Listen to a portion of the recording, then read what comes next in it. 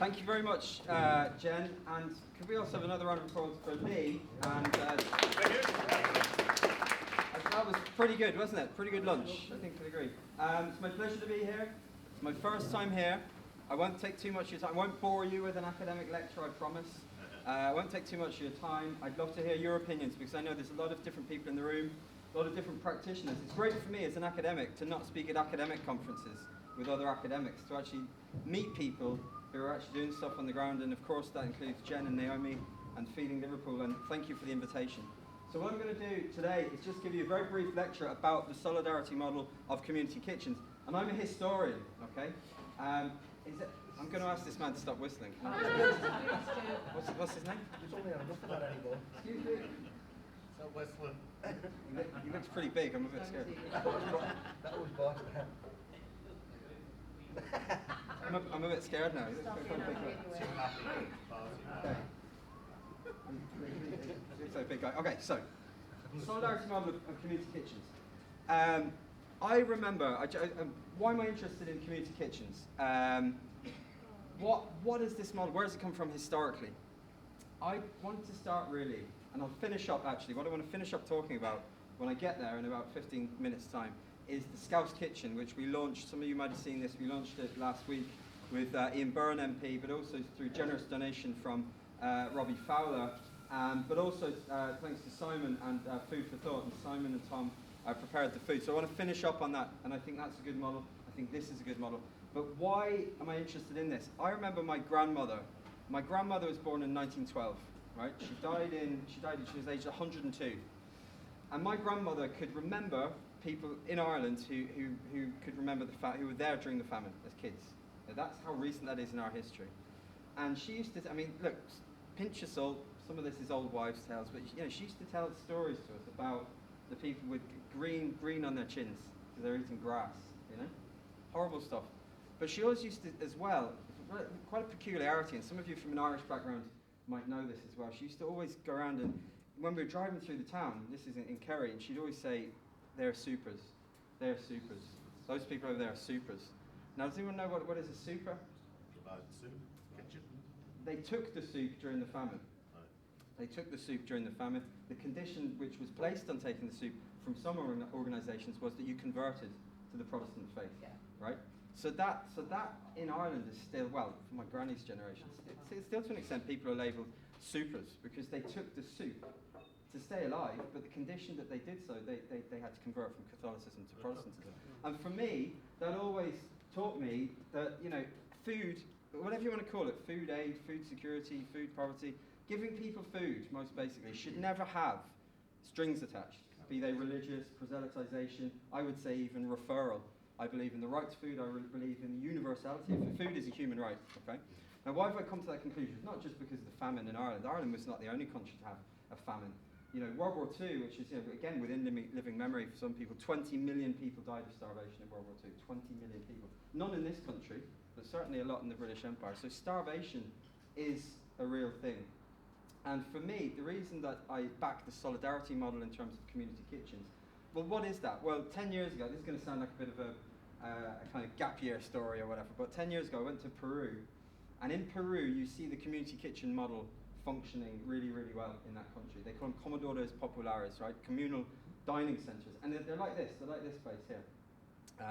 And they're run by women almost exclusively. And this is the point about the politics of food. The women in that country, not to bore you with history, but in that country they had a terrible civil war in the 1980s and 90s. They had a Maoist, hardline communist insurgency, and the government responded with force. And in between that, they had an economic crisis that would put what we're going through now with cost of living into, pales in comparison. People were starving. People were malnourished. They were starving. And so throughout that crisis, it was poor women in very poor areas, sometimes in areas which didn't have any water, functioning electricity, who came together in community kitchens like this and were feeding people. Now those women, the reason I mention this is they were targeted, not just by the Maoists, because the Maoists said, you need to not just feed people, you need to give them a political education before they can qualify for the food. So we're back to qualifications in order to get food. And the women said no.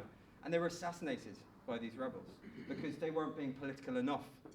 At the same time, the government was sending its special forces called the Sinchis into these areas, And they saw communal dining, and they thought, oh, this is inherently communist. So they killed these women as well. So these women were stuck in the middle. They couldn't win. They were described as being too right-wing by one side, too left-wing for another. And both sides wanted to put conditions on what they did. They wanted people to jump through political hoops. In the past, jump through religious hoops. The history of feeding in this country, people often had to jump through religious hoops before they were fed. So I'm against any kind of tag attached to food. I believe the right to food is universal. But let me tell you about how we used to have a model like this in Britain up and down the country, and we've forgotten about it. Because in the last 12, 15 years, the food bank has predominated. We have 2,500 food banks in this country now. Food banks is a very difficult conversation because there's very, very, very many good people who volunteer in food banks. I'm sure some of you here may have used food banks, you might volunteer in food banks. There's very, very good people who volunteer in food banks. But I ask you, how will history view the last 12, 15, 20 years in this country, where we've had a complete hands-off approach from government in many ways, where communities have had to say, we will fill the gaps in state provision, where we're back in many ways to this very Dickensian model, and the basic food bank, now not all food banks like this, but the basic food bank as it emerged, often asking for referral, often I have to say people feeling defeated before they even went in the front door. We've got to acknowledge that. In some ways a shaming and a degrading experience to go to a food bank. Now, how will history judge that? I'm not saying the people involved, I'm not saying the good people in organisations who run food banks, but how will history judge lack of government support? I think we'd be back to the Irish famine. When we look at the Irish famine today, and we don't blame some of these charitable organisations at the time which were going and feeding people, sometimes with strings attached. At least they were feeding people. But what about the role of the government? What was the British government doing? Well, 1.5 million people in the United Kingdom, as it then was in Ireland, were dying. So I think historians will look back at this period and they'll say, what was central government doing that you had this explosion of 2,500 food banks, most of whom run by different organisations, Trussell, of course, by independent food aid networks, some by community groups. I don't think history will look kindly upon the last 15 to 20 years because only 70 years ago in this country we had something called British restaurants. And you might have heard of British restaurants or national kitchens. Can anyone put your hand up if you've heard of the British restaurant or the national kitchen? Again, and they've been forgotten from our thinking, our public memory. It's just these existed right up until the 60s and 70s. They grew out of World War I, out of a cost of living crisis. They were community hubs like this. Again, they started by working class women in big cities up and down the country, and there were, at their height, 2,500 of these. So whereas we have 2,500 food banks today, we once had 2,500 community kitchens like this. So instead of people getting, food given to them in sometimes a situation where they feel shame and that food not being cooked, instead they had a model where people got brilliant, nutritious, healthy food for very, very cheap. But we've forgotten about that. We've completely obliterated that from our memory. And back in the day, these national kitchens recruited some of the best chefs in the world at the time. Celebrity chefs, the equivalent of Jamie Olivers of the day. One of whom was called Eustace Miles, the first man to be described as a nutter because he pioneered the nut-based energy bar that we all are familiar with today. But the point is, it was supposed to be an uplifting thing. It's supposed to be a morale thing. Food was viewed at that time by the British government as something which everybody had a right to. Okay? Now, there was the context of wartime, so there was a cynical motive to maintain morale. But at the same time, you had great stories of everybody eating together, and that meant people of all classes. It wasn't just shaming or targeting the very poor, it was people of all classes eating together. Now, those national kitchens 100 years ago died out because of the influenza pandemic, like COVID today. People coming together in a room couldn't really do that anymore. They were revived in the 30s, 40s, 50s and 60s by the British government as British restaurants. And the name actually belonged to Winston Churchill because the Ministry of Food had the right idea. They wanted people to be fed nutritiously, healthily, come together, because coming together and eating is good for your mental health, good for all these other things. But the Ministry of Food wanted to call them communal dining centres. No, said Churchill, we'll call them British restaurants. Now, I'm not a great fan of Churchill personally, but he was right on this because people look up to going to eat in a restaurant. It's something you should aspire to do. So the thinking of the time, even what my point is very right-wing figures like Churchill, the thinking of the time was that eating together for the common good, the right to food, for nutrition but also mental health, should be an uplifting experience. It shouldn't be something targeted and shaming towards people. Now, these British restaurants ran up and down the country. They were run on a franchise model.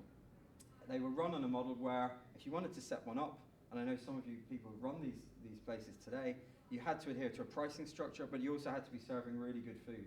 One of the problems, again, there was a process where the food they evolved, came to a good situation. Like, we've had a delicious meal there. Initially, the Ministry of Food back in World War II, as nutritionists always want, is for people just to eat greens. So they're devising all these sort of really unpalatable, green-based dishes, like the Oslo breakfast, which sounds as unappetizing as it was, really, really healthy. They found out in World War II, people actually, especially if they've been bombed out of the house, occasionally want a pie or a sausage roll, So they had to mediate the menus, like we've had today, something which is healthy, yes, but you want to eat it. So they evolved in a lovely way, I think, in World War II.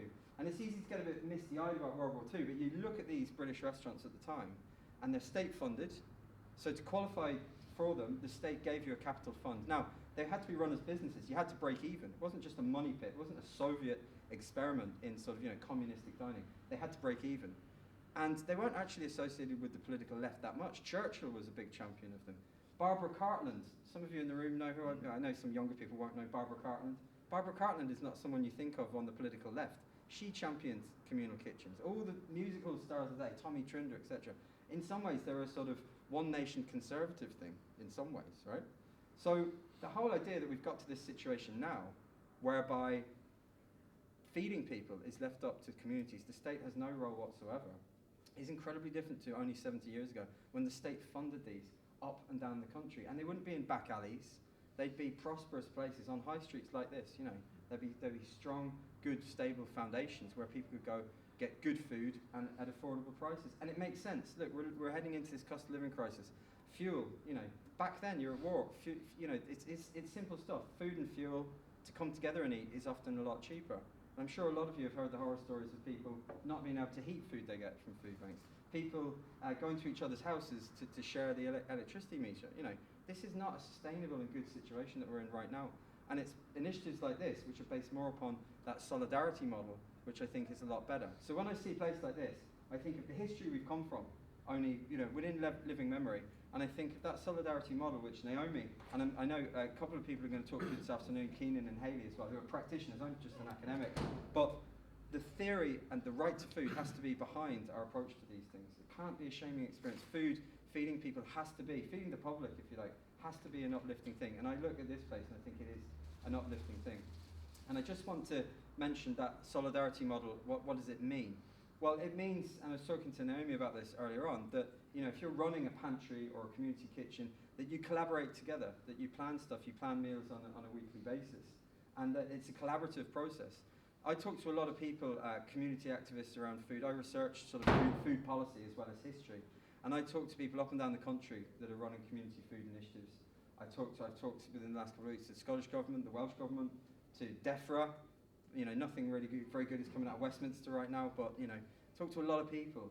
And you get this impression sometimes that there's a lot of different people that want to help in the food realm, but they're all doing their own kind of thing. They're only all doing their own thing, and I'm going to do this, and certain groups don't like one another. And that's understandable in some ways, but something which was really encouraging, which I think we might be moving towards in this country, is the idea that the basic food bank, and I don't want to knock food banks too much, but the basic food bank is something that's shaming, of something where you feel defeated, of something where the food really isn't that good. I think that's evolving. I really do think that's evolving. And you saw this 2 days ago when Trussell Trust, Independent Food Aid Network, and Feeding Britain submitted a letter to number 10 Downing Street saying the government needs to do more. There is this crisis. So, again, coming back to the government's role, one of the problems in World War II, when you had the big state coming in, and they would just take over places like this, and they'd put their own staff in there, their own chefs. Now, in many ways, I like that model of big state socialism, but we have to acknowledge that today, it has to be a much more nuanced thing. People are doing brilliant stuff on the ground today. So if we had another model like the British restaurant, you'd have to be much more collaborative and involve people on the local level who are doing stuff, who are active. You couldn't just have the big state moving in like a juggernaut. Because for all its brilliant aspects in World War I and World War II, that was one of the negative points of British restaurants, of the social eating, the public kitchen model, is that it took the good work that working class women were doing and it just shoved them aside and plonked a sort of big state model in its place. We can't go back to that kind of thing. But we can go back to that theory of the right to food, to that solidarity model of the community kitchen. And it's something I believe in very passionately. And it's something I want to doff my hat to Simon here from Food for Thought, because and again, I don't want to get too political, but there's an MP in this city who I think really gets this, which is Ian Byrne, MP. And Ian, I speak to a lot of politicians, and a lot of them frankly don't care about food. They don't view it as fundamental to the human experience. George Orwell called food the most important thing in the world, and I agree with him. It is. But a lot of politicians don't think of it that way. And why would they? They've a subsidised canteen in the House of Parliament. They don't have to worry about food prices. One MP who really gets it is Ian Byrne MP up in West Derby. And I talked to Ian about my research and my book, giving the hidden history of these, 2,500 of these social kitchens we had, completely forgotten about, now replaced by the food bank model, which I think is imperfect. But Ian gets this, and one of the ways in which Ian gets this is that he said we need to roll out community kitchens in Liverpool. We need to get the city council to fund more, to give that old model of capital funding, which you got through the British restaurant, the Ministry of Food. We don't have a Ministry of Food, but we need to do that. So we ran a pilot last week in Tuebrook, and we did it in a school, St Cecilia's, and Simon and Tom from Food for Thought prepared the food. And again, talking to Ian about this, they were called British restaurants back in the day, which is a little bit jingoistic, it's a little bit flag waving. So Ian said, no, we'll call them Scouse kitchens. Okay, so we did it, instead of a British restaurant, we did a Scouse kitchen last week in Tuebrook, and that was the pilot last week. And I think it went really well, and it was good food. We had curry one night, we had chippy tea, we had a roast dinner. It was wonderful to see people coming together, not in a mood of shame or in anything else, but in a mood of dignity and solidarity. And that model, talking to people from Liverpool City Council, should be rolled out across the city. I hope it will be. It's always the question of funding. But the Scouse Kitchen I would love to see take place across this city, and I think it would be a brilliant reimagination of what we once had, which was the British restaurant. So to finish up, and I also have to mention as well the footballer Robbie Fowler, who actually helped fund that as well. So to come back to this idea of solidarity around food, of the solidarity model, what you're doing here for me is exactly how feeding, public feeding, whatever you want to call it, food, eating together, social eating should be done. Eating should never be shameful. It should never have strings attached. As they said in the letter that was submitted to 10 Downing Street 2 days ago, actually the best way to help people out of these crises is income-based supports. To ensure people have enough money to be able to eat and that kind of thing. But I also think that the community kitchen model like this and the solidarity model, which is planning together, planning things across, on a citywide basis. Liverpool with their good food plan that Naomi is very much involved in, as a sustainable food city, I think actually does this a lot better than other cities. And if you go to the Feeding Liverpool website, and they've got their map of community food spaces around the city, which I always recommend to my students because it's a brilliant map of places where you get nutritious food. Historically, we care more than ever about what we're putting into our bodies. We know it has health outcomes. So it's good food, it's cheap food, it's a place where you can come and you can feel uplifted. And that for me has to be the model of solidarity behind food. So I'm going to finish up. I'm going to apologise to the man who's doing the washing up who I asked to stop whistling. You're a big fella. But I'm also going to, say I love this place. It's my first time being here. And I think for me, this is what we used to have in this country. And I think it was good. Nobody wants to be catapulted back to World War II and all that kind of nostalgia. But we've got to face the fact that it was a better system. More sustainable, more healthy, more nutritious. Look at kids born in the 40s and 50s. They actually had bigger brains. I'm sure maybe some people in here were born. I'm telling you, you've got bigger brains because first 100 days of nutrition are vital for the development of all your organs, including your brain. What a wonderful thing that is, that we came out of that war and then the welfare state, and that was how seriously nutrition and feeding was taken at the time, how seriously it was taken. And this, I think, is the beginnings of moving back towards, and I talk to people up and down the country, there's an evolving consensus now that we have to be moving more towards this kind of model, to the solidarity model of communal dining, and away from anything that is shaming or with strings attached, etc. And it's lovely to be here and to see this. It inspires me. Okay? Thanks very much for your attention. Yeah. And I take some questions if there are any, or yeah? Do you see this country going back to rationing again? I don't. Bills and I don't, because I think consumer capitalism has shifted to such an extent now where, if you think about the rationing system, it was based around the local greengrocer. Now we've had, obviously post-war, we've had the explosion in consumer capitalism. You can ring, you can get food whenever you want. You've got supermarkets, etc. I think we did see the re-emergence of a form of rationing during COVID. when you were going into the supermarket and you could only get a certain amount of each item. That's not ration book rationing, but that is a form of rationing. And when it comes to energy, yeah, I think a form of rationing may come back. But you see, politically, this stuff is very, very controversial. I got into a lot of hot water during COVID for saying rationing has come back, because it did come back in the supermarkets to an extent, couldn't it? You went there, you couldn't buy certain items. I was stopped once because I was buying 2 or 3 of a certain item. I can't remember what it was. So that is a form of rationing. Yeah, well, no, it might have been toilet roll out. It might have been white flour. I can't remember. But that was a form of rationing coming back. But you've got to be politically. I've learned. As soon as I said rationing is back, I got a lot of criticism from people, I have to say, on the political right, because this idea that we're going backwards in time is not very. They don't like that kind of idea. And I have to say, we did the Scouts Kitchen, which I thought was wonderful to see the people there, to see them eating good food, coming together. I thought this is who could object to this? But to be honest with you, in the last week, I've got an awful lot of trolls telling me that I'm a communist. I wouldn't eat with communists like you and Robbie Fowler. Robbie Fowler, okay. Former professional footballer, millionaire, okay. But anyway, this whole idea that communal dining is communist, that's always been the tag. But as I hope I've showed you, World War II, you've got people from the very hard political right who backed this. Maggie Thatcher's father ran a community kitchen, a British restaurant. The man who was held up by Thatcher and Thatcherism as the paragon of individual, selfish virtue. Well, he actually ran one of these places. They're not. They shouldn't be ever, politically aligned. But rather the right to food as a human right should be enshrined. So, yeah, I think with energy, I think we are seeing returns to some form of rationing, but it's not going to be back to the ration book.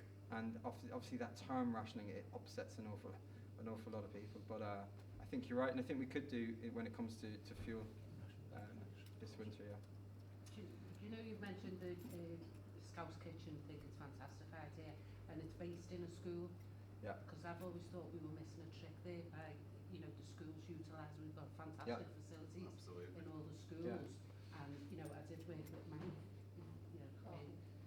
Mike Carden before he passed away, and he had a good, it was this insight into using. We had run a pensioners group at the time, and he was delivering food to the pensioners group. And I think that's we are missing a trick with the schools and the facilities there. Will that be rolling out across the city, or?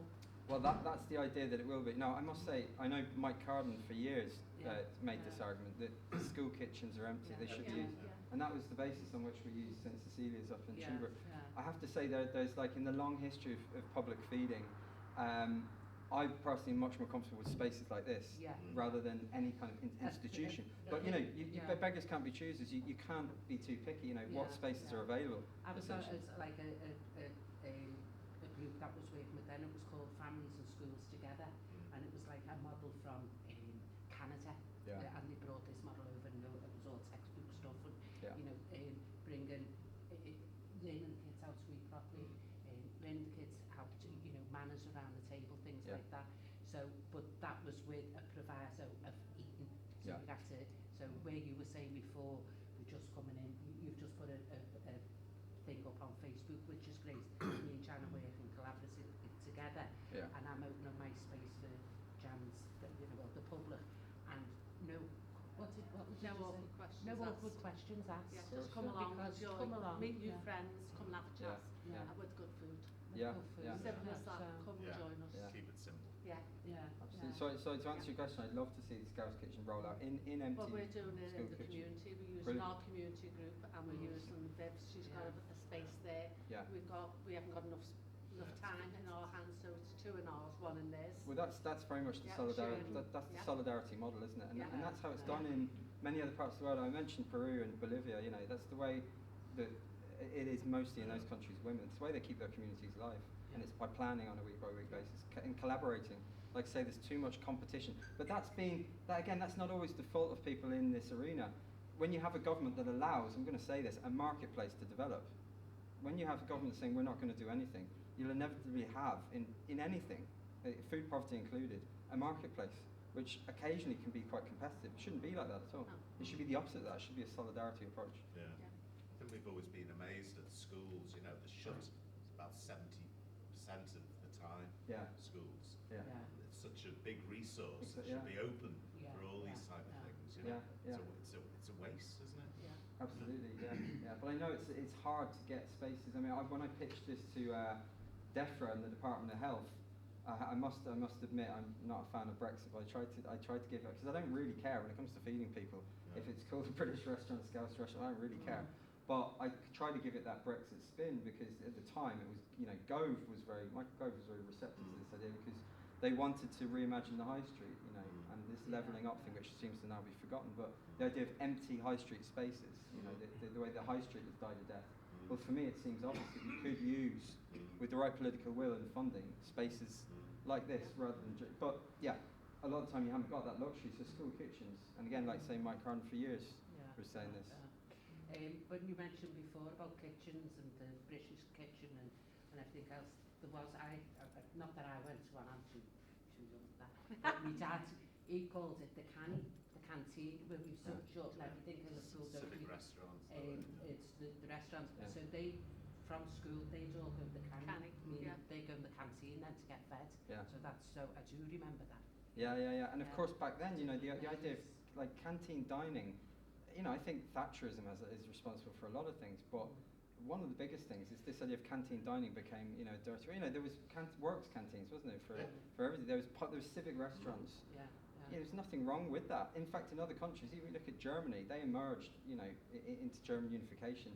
The model of eating together in the works canteen, bosses and workers sit down together. There's no stigma attached. There's nothing wrong with canteen dining. Cantina, isn't it? Cantina. Yeah, exactly. And in the Hispanic world, it's the most natural thing in the world. The idea that there'd be any shame attached to it is bonkers, So to see this, I think it's what we need to get back to be honest. Yeah, it's great. Okay.